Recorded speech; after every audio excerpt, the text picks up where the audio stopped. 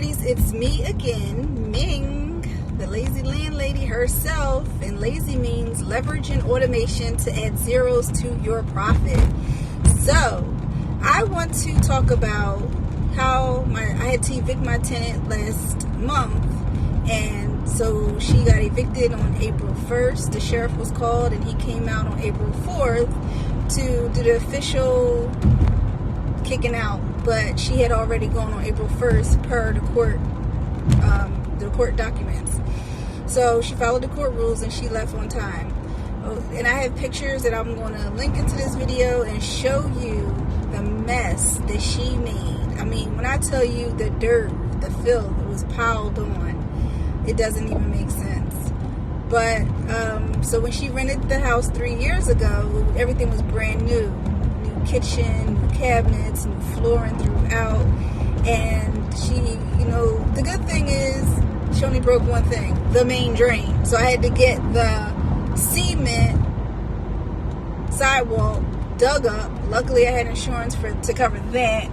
And other than that, everything else in the house, she didn't really break anything. It was just filthy. I mean, filthy. I mean, it was just, I never saw this much caked up filth and roaches in my life. So we had the exterminator come over multiple times throughout these few days, a few weeks. But what I want to talk about right now is the time that it takes to turn over a rental property once a tenant moves out and you need to get it up and running for the next tenant. That time is crucial. Time is of the essence. Every waking hour is important to put effort into turning over the house and making it ready for the next person, because every day that is empty means every day you're losing money. So just think about this timeline. April 4th is when I discovered that she moved out. So we went there April 4th, the sheriff came, so we changed the locks April 4th. That day we spent a few hours cleaning it out. The next day we came back, did the same thing. And every single day we've been there and, getting it cleaned out with it. We had to remove all the rubbish and put it in the truck and take it to the dump. Then we had to get disinfected, clean it up. We had to get the exterminator. We had to paint. So some things we had to do, a process to get it up and running for the next person. So just to let you know a timeline, from April 4th is when we started, and April 22nd is when Section 8 came out to do a walkthrough to inspect it, and they passed it. So that was April 22nd. So those days, every day between that time period, we spent time, getting it up and running. We did take a few days off, but I still think that was a relatively great timeline to get it turned over, considering how bad it was. Then we had to also call a plumber to dig up the cement sidewalk and fix the pipe. And, obviously we had to get permits to do that, so we had to wait a couple days for that. So then April 22nd is when I got approved from Section 8. But from April 22nd to May 11th is when the tenant actually was approved to move in per her lease.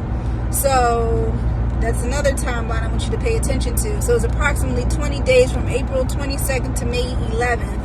And so I had to wait for the process for Section 8 to do the paperwork for the approval for her to move in May 11th. So I met with her about May 6th or so. We signed a lease, but Section 8 had already told me she can't move in anytime before May 11th because the lease starts on May 11th. So figure I've been without any tenant. It's been vacant totally from April 1st to May 10th. So I missed out on rent from the whole month of April and all the months before that when the prior tenant moved. I mean, the prior tenant wasn't paying, per the court agreement we had. So anyway, I just want to document these dates and let you guys know, like, the timeline, approximately, like, how long it may take to turn over a house and how long it may take for Section 8 to get you approval to move in, after the lease signing and all of that stuff. So it took about 20 days from the time from the inspection to the actual person.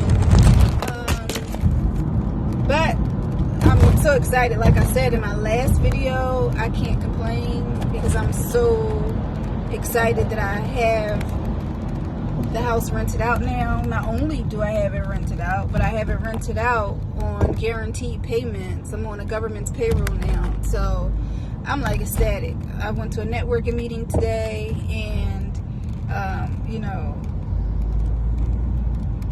met some people, some like-minded people. We talked about this and I am happy.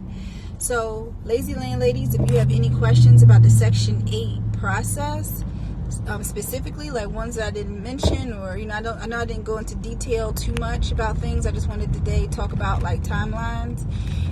But if you have specific questions about the process I've gone through, like I said, this is my very first time and I have no complaints except for like that gap that, my house had to be vacant, waiting for the Section 8 process to brew, after they inspected it. I had to wait about 20 days for the person to actually move in.